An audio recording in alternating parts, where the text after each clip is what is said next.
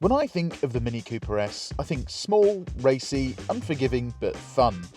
The thing is, the new one doesn't even have visible exhaust pipes, nor a manual gearbox. So, has the Mini Cooper S lost its edge? Let's find out, but let's also test this car's 30 to 70 time, its 0 to 60 time, its MPG figure, will it do its claimed figures, sound system, because this has a Harman Kardon sound system, and road noise, because my name's Tom, and you're watching Paragon Cars. Let's go.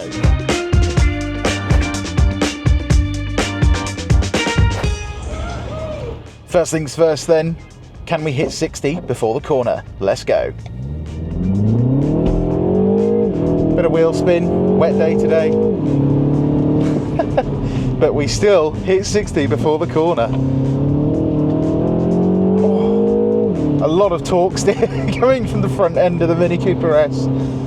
But it's got quite a lot of power actually. We got the 2-litre turbocharged inline 4-cylinder B48 with 204 horsepower and 300 newton meters of torque. And in a car that weighs only 1.3 tons, that is quite a lot.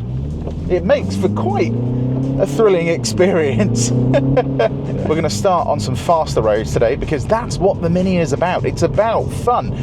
Especially the Mini Cooper S. Now I do find it a bit weird that it doesn't have physical exhaust pipes, I don't have a manual option, I don't even have a flappy paddle gearbox. All I have is this little thing down here that I can put from D, which is just drive, into L. And all that does is, it's basically a sports mode for the gearbox, so it just drops a couple of gears. But other than that, if I put this in go-kart mode, which is its sports mode, all I get is heavier steering and increased throttle response. You have to go for the JCW if you want proper adaptive dampers. And this car, as spec'd, is over £35,000. Now, admittedly, this is the exclusive trim, so one down from the Sport, but it's got the level 3 package, which basically gives you everything you could possibly want. And it's quite a good way of optioning cars up, I think, because you can go from level 1, which gives you all the basic stuff, like heated seats and adaptive driving controls, like your adaptive cruise control, all the way up to level 3, which gives you the panoramic roof, the Harman Kardon sound system, and everything in between. Now, what you do get as standard, which I think is just marvellous, is this OLED display. Yeah, OLED display in a car. Now, I'm not sure why they went for OLED, because OLED displays typically suffer from something called burn-in, which is basically where if it's displaying the same thing for a very long period of time, it will always be displaying that thing. But apparently they've figured out a way around that, and to be honest, it absolutely transforms the interior of this car. Yes, everything is through here, but it just looks amazing. Obviously the black levels are great because it's an OLED display, and the refresh rate is just great. The response is fantastic. Every time you touch a button, the processor is super duper quick, and it just makes for a much more pleasant user experience. But it doesn't really do anything to the handling, does it? So go-kart mode, this is the sportiest mode we've got. It's a wet day, so a Mini should be fun, and thankfully it very much is. Haven't turned any of the driver aids off, and in go-kart mode it does actually give you a bit of leeway, which is nice. And you know what? This is a quick car. This is genuinely fast. 0 to 60 claimed in just 6.3 to 6.6 seconds, which for 204 horsepower is very good, especially for a front-wheel drive car as well. We are going to properly test that 0 to 60 figure with our draggy later, but first, let's see what this car does on the 30 to 70 sprint.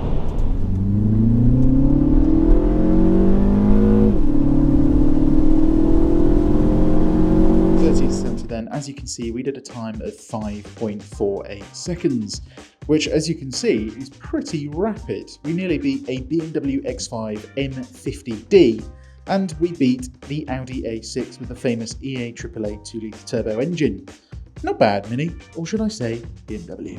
So now we know how fast this car is. Well, how surprisingly fast this car is. Let's get onto the motorway and talk about the interior and what kind of MPG this car will do. And of course, measure how loud it is inside. this car is surprisingly fun for something that you can't really turn the traction control off in, and you've got no real control over the gearbox. Chassis is still brilliant, and it's nice to see Mini still making a hot petrol version of this car. Or shall I say a warm petrol version of this car, not full JCW, but still an S. Okay then, out of silly mode now. Let's go into our core mode, which is your comfort mode. Everything kind of calms down a bit, the steering gets lighter. We can reset our trip computer. This car's supposed to do 44 mpg on the combined cycle, so we'll see where we're at once we finish up around town. And you don't want to miss out the town bit, because this car has some actually really cool features that you can use whilst driving around a city, and that's exactly where a Mini should be very good, as well as a B-road. Anyway, coming onto the motorway, we don't really have a lot of option to put our foot down here, but if you do give it a little tickle, it is very, very sprightly. Loads of torque low down. The B48 is a fantastic engine. If you want to change lanes quickly, the gearbox responds nice and fast as well, because this is a 7-speed dual clutch automatic gearbox. And then once you are on the motorway, once you're inevitably sitting in traffic, which is what you're going to be doing most of the time on the M25, you have a very good driver assistance system. So you literally just press one button and it turns everything on. And then you set your speed with this little controller here. And it's just like the system that you get in a really expensive BMW 5 Series, because fundamentally this is a BMW really underneath. And it just works. It works so much better than a lot of other systems do. It feels intuitive. It doesn't do that weird thing where you it doesn't necessarily know how far away the car is in front. Like, look, this car's coming to a stop here, not touching the pedals at all. And it does it in a way that I would do it. Now, the only thing I will say is that if you want to change the distance control, so going from far to medium to close, there's no control on the steering wheel for that. You do have to go into the menus. But I find I set it to the closest setting and then just leave it as is, because, you know, I'm a BMW driver. Closer is better. Visibility, obviously being a Mini, is fantastic. You've got loads of glass around you. There's even huge amounts of glass on the roof. With this panoramic roof, you've got basically two for the price of one, which is rather lovely. And then when it comes to the materials of the interior, all this stuff here is actually recycled plastic, believe it or not. And you might think, is that really Mini's way of kind of cheaping out of putting nice leather and stuff on the dash? To be honest though, in a Mini, this really works. It feels nice, and one huge bonus that I found is that in a lot of cars you kind of put your elbow on the windowsill because that's the only place you can rest it. And I find if it's got like a soft touch material, or if it's just made of hard plastic that isn't grippy, your elbow kind of slides off a lot, and it's just not that comfortable. Whereas in the Mini, you can rest your elbow and it doesn't slide off. It feels nice and grippy. I mean, it feels kind of like an IKEA sofa is the way I would describe it. It really does. And then you have this really nice feature, which is your ambient lighting. Now, usually ambient lighting I find a little bit chintzy in a lot of new cars. I mean, just look at any new Mercedes and it goes a little bit too far, I think. Whereas the Mini does it in a very understated, very subtle, very nice way. What you actually have is these little projectors behind your OLED display that project the light onto the dash, and it looks like it's kind of hidden under the fabric, but it does just look really, really nice. And the rest of the interior, everything feels solid. Everything is, you know, soft where you want it to be, and it's hard where you want it to be hard.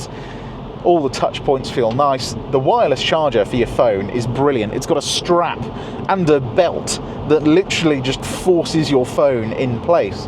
So no matter how fast you're driving this thing, which around town, I see a lot of Mini drivers driving fairly quickly, it holds your phone perfectly in place. You've got physical controls for your drive mode to start the engine. You've got shortcut buttons for your cameras and for your driver assistance settings, which is always nice. Now, talking about the driver assistance settings, ever since 2024, every new car has to have a speed limit warning chime, which is rather annoying because a lot of the time the car will get the speed limit wrong, especially if you're in a variable speed limit like the M25. It'll sometimes say you're in a 40 even though you're in a 70, and then it'll be constantly bonging at you saying that you're speeding when you're actually not. But thankfully, basically being a BMW, all you have to do is hold down the set button, and that will deactivate your speed limit warning. Obviously I already had it deactivated, so just press it again to deactivate it, and it's just, yeah, it's great. It's absolutely brilliant. Now, things that I don't like about this car. Number one is the steering wheel. It is just a little bit too fat for my hands. And BMW have always been doing this for some reason, and I don't know why. I don't know if their test driver just has ginormous friggin' hands, but it doesn't, it kind of gets rid of the natural feel of the car. And the thing is, the steering is actually quite good, but the problem is, because the wheel's so thick, I find myself losing grip on bits of it because I can't get a really good hold on it, and it kind of detracts from the driving experience, which isn't too pleasant. And then the other thing that I'm not so keen on are the climate controls. Now, if it was me, if I was designing my own car, the climate controls would be somewhere around here. On the Mini, they're on the display, yes, as are most things, unfortunately. And you have to press them to change the temperature, and it's just, yeah, it's not that nice. But thankfully, obviously, you can use voice controls to change the temperature if you want to, and that does work. On this exclusive model as well, you get heated seats and a heated steering wheel. And the heated wheel is really good in this, nice and warm, and so are the heated seats. It has that premium car vibe that you don't get out of a lot of its competitors, and that is because it is basically a premium car underneath. And then the other thing I'm not super keen on is the optional heads-up display. It's just one of those cheapo ones that rises from the dash. Some people find these quite cool, but I find they just don't have a very nice depth of field. The image quality isn't as good as a proper heads-up display, and it's just, yeah, it's just not that pleasant to use or to look at.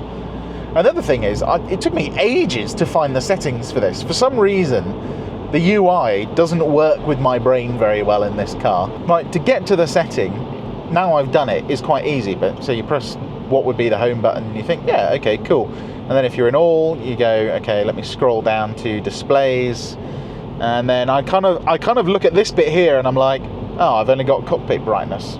Where's everything else? Well, it's actually down here. You know, pretty obvious, right?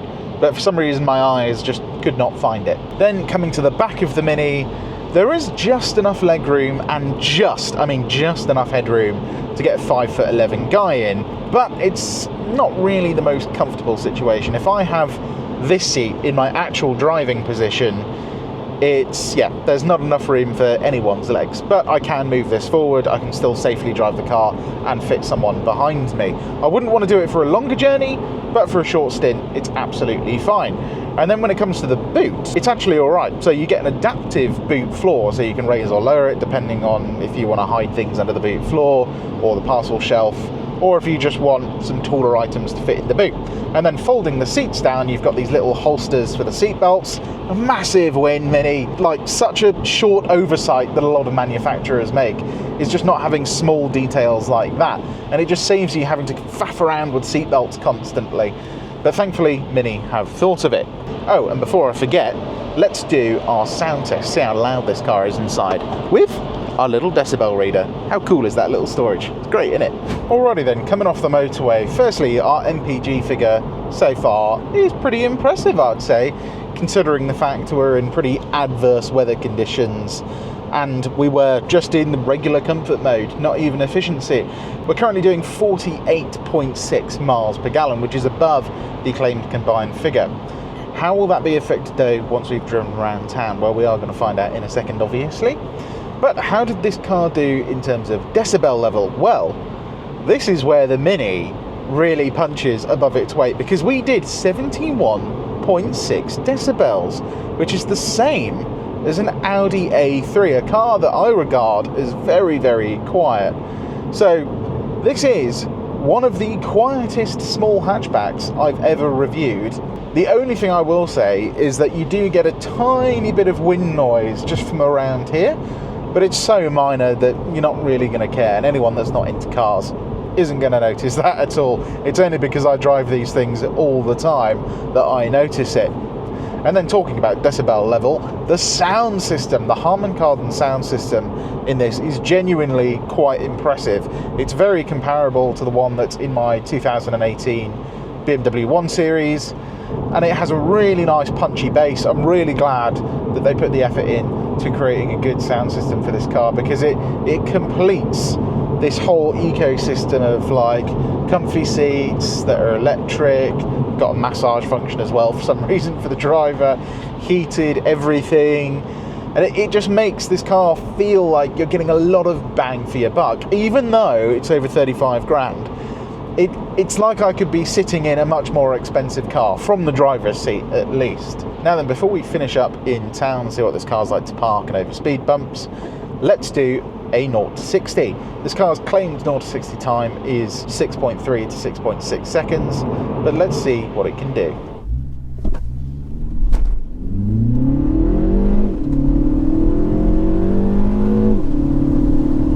0 to 60 then on a very wet day. Remember, this is a front wheel drive car. We did a time of 6.68 seconds. So pretty much bang on what Mini claim this car can do 0 to 60.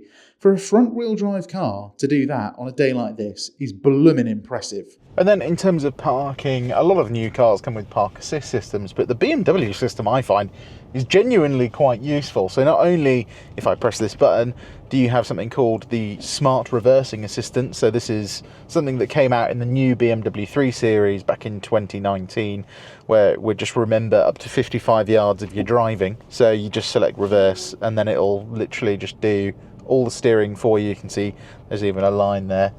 And it's taking us all the way back around the car park. Please reduce speed. Okay.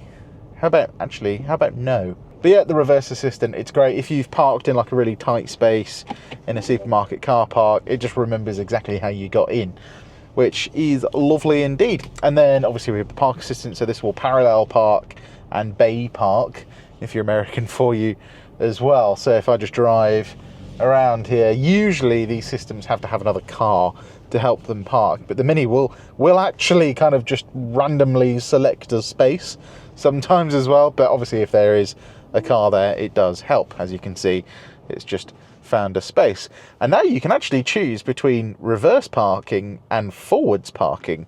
So if I select forwards parking, it will, in theory, I'm going to keep my foot very close to the brake because there is actually a car there, get me in forwards. Ooh. Then it turns the wheel. Look, I'm not doing anything, not touching anything. It should get me perfectly in between the lines here. Forwards, which is really cool. And there you go, all done.